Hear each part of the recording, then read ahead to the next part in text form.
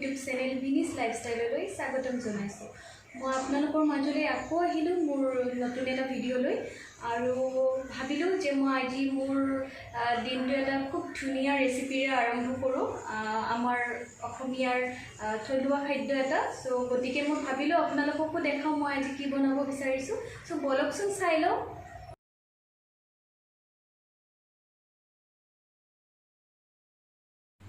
So friends, আজি মোৰ বিশেষ ৰেচিপিটো হ'ল এয়া মই লৈছোঁ অকণমান চিকেন আৰু লগতে এয়া এটুকুৰ কলপচলা আৰু এয়া আদা নহৰু পেষ্ট এচামুচ লৈছোঁ ডাঙৰ চামুচেৰে আৰু মানে সোৱাদ অনুসৰি নিমখ লৈছোঁ 2 চামুচ আৰু এচামুচ হালধি আৰু লগতে 2টা পিঁয়াজ মই কাটি লৈছোঁ এনেকুৱা ধৰণে আৰু 2টা শুকান জলকীয়া, এখিলা তেজপাত আৰু জিৰা গুটি অকণমান, 2টা ইলাইচি, লং এটা, ডালচেনি এটুকুৰ আৰু লগতে কেঁচা জলকীয়া 2টা। বিশেষকৈ এই ৰেচিপিটোত মই কোনো ধৰণৰ গুড়ি মছলা ব্যৱহাৰ নকৰোঁ, কাৰণ গুড়ি মছলা বহুতখিনি ব্যৱহাৰ হোৱাৰ লগে লগে আমাৰ যিটো পচলাৰ মেইন গোন্ধ, এই গোন্ধটো নাইকিয়া হৈ যায়। সেইটো কাৰণত মই বিশেষ আৰু তেনেকুৱা ধৰণৰ গুড়ি মছলা ব্যৱহাৰ নকৰোঁ। মই খুব চিম্পলকৈ মানে আমাৰ এইখিনিতে মই ৰেচিপিটো বনাম এতিয়া। আৰু বহুতে কলপচলাৰ লগত পাৰ মাংস বেছিকৈ বনাই মেলি খায় বা ময়ো বনাওঁ তেনেকুৱা ধৰণে, বেছি ভাল লাগে মানে কলপচলাৰ লগত পাৰ মাংস। কিন্তু আজি যিহেতু মোৰ কিটচেনত পাৰ মাংস নাই, চ' মই সেইকাৰণে ভাবিলোঁ আজি মই চিকেনৰ লগতে বনাওঁ। চ' আপোনালোকে এনেকুৱা ধৰণে বনাই খাই চাবচোন, বহুত ভাল লাগে। চিকেনৰ লগতো বহুতেই ভাল লাগে খাই। চ' বলকচোন চাওঁ মই কিদৰে ৰেচিপিটো বনাওঁ। চ' পোনপ্ৰথমতে মই কেৰাহীটো গৰম হ'বলৈ দিলোঁ। ইয়াত মই ডাঙৰ চামুচেৰে 2 চামুচ মাষ্টাৰ অইল দি দিছোঁ, মিঠাতেল। এতিয়া মই ইয়াত শুকান জলকীয়া 2টা দি দিম।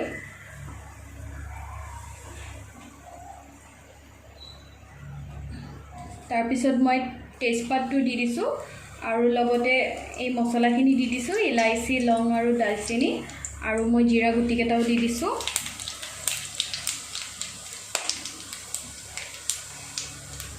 এতিয়া অকণ মই পিঁয়াজ দি দিম আৰু লগতে কেঁচা জলকীয়া 2টা।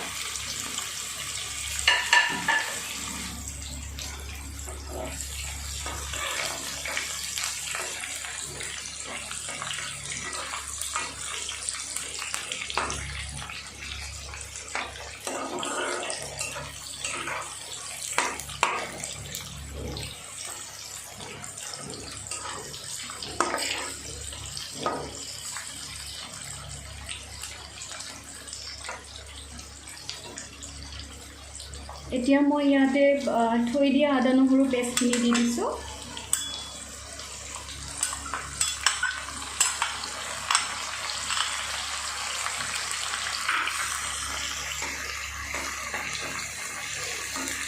এইখিনি অকণমান সময় মই ভাজি ল'ব লাগিব।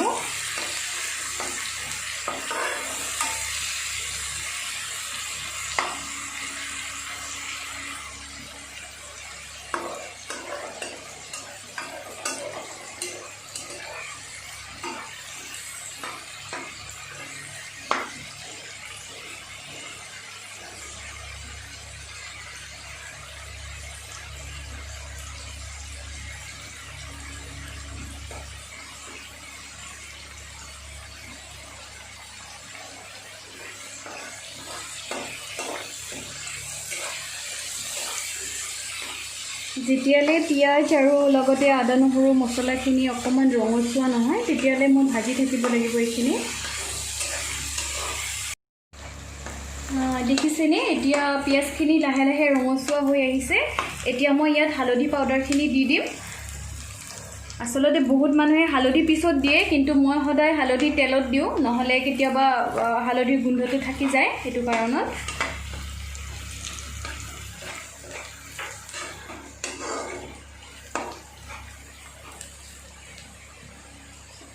এতিয়া মই ইয়াত চিকেনখিনি দি দিছোঁ।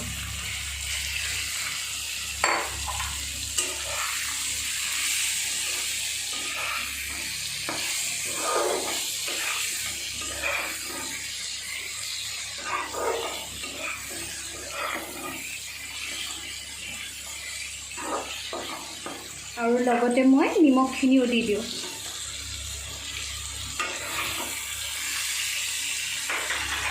নিমখটো যদি আমি সোনকালে দিওঁ তেতিয়া আমাৰ যিকোনো চব্জি বা মাংস হওক যিয়ে হওক সকলো মানে সিজাত খুব মানে সহজ হয় নিমখটো আগতীয়াকৈ দিলে।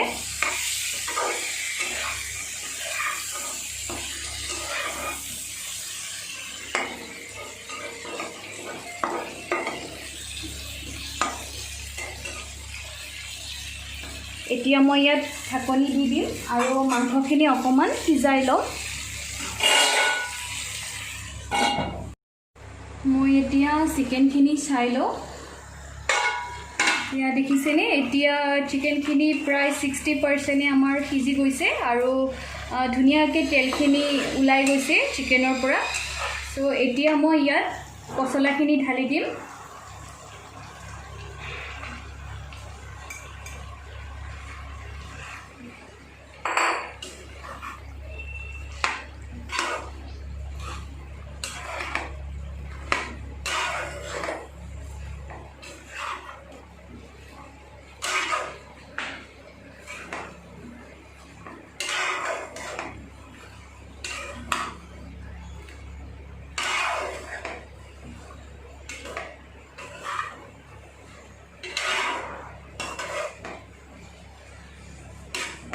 মই এতিয়া আকৌ এইখিনি সিজিব দিব লাগিব খুব ধুনীয়াকৈ মৰহি নোযোৱালৈকে।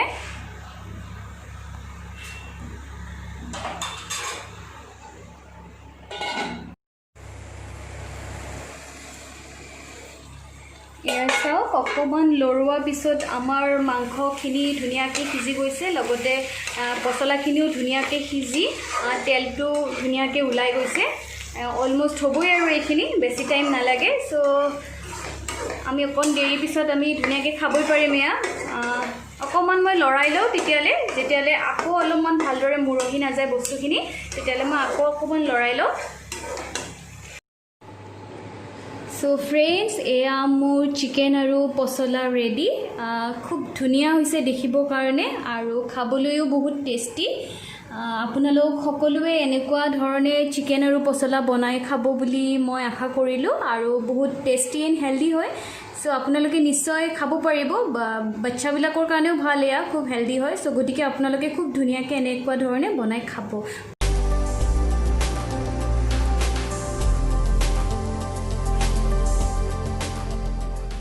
চ' ফ্ৰেণ্ডছ, কেনেকুৱা পালে আপোনালোকে মোৰ ৰেচিপিটো? নিশ্চয় ভাল পালে চাগে, মই আশা কৰিছোঁ। আৰু লগতে মই আপোনালোকক জনাওঁ, মোৰ এইবোৰ বনোৱা মেলাত বহুত চখ। মই ৰান্ধি খুব ভাল পাওঁ, আচলতে নতুন নতুন ৰেচিপি বনাই মই বহুতেই ভাল পাওঁ। আৰু বিশেষকৈ মই থলুৱা খাদ্যবোৰ যিমানখিনি মই বনাওঁ বা মই শিকিছোঁ, সকলোবোৰ মোৰ আইতাৰ পৰা শিকিছোঁ। মই সৰুৰ পৰা আচলতে মোৰ মামাৰ ঘৰত ডাঙৰ হোৱা হয়। মোৰ স্কুলিং বৰপেটা চৰভোগৰ হয়। সেইটো কাৰণত মই আইতাৰ লগত মানে মোৰ সৰুকালৰ যিমানখিনি দিন মই পাৰ কৰিছোঁ, ক্লাছ 10লৈকে মোৰ আইতাৰ লগত গোটেইখিনি দিন মই পাৰ কৰিছোঁ। চ' আইতাৰ পৰা মই বহুতখিনিয়ে শিকিব পাৰিছোঁ আৰু মোৰ আইতাই খুব ধুনীয়া বনায়, গতিকে মই আইতাৰ পৰা এইবোৰ দেখি শিকিছোঁ। আৰু নিশ্চয় মই আগলৈকেও আপোনালোকৰ মাজতে বহুত ধৰণৰ মানে নতুন নতুন ৰেচিপি লৈ আহিম বা আমাৰ থলুৱা খাদ্যৰ ওপৰত নতুন নতুন ৰেচিপি লৈ আহিম। চ' আশা কৰোঁ আপোনালোকে ভালেই পাব চাই। আৰু লগতে মোৰ আজিৰ ভিডিঅ'টো যদি আপোনালোকৰ ভাল লাগিলে, আজিৰ ৰেচিপিটো, তেতিয়াহ'লে মোৰ চেনেলটোত লাইক, ছাবস্ক্ৰাইব এণ্ড শ্বেয়াৰ কৰিবলৈ নাপাহৰিব। মই অৱশেষত সেইটোৱে ক'ব বিচাৰিছোঁ। চ' মই আজিলৈ আপোনালোকক এৰিছোঁ। Bye bye.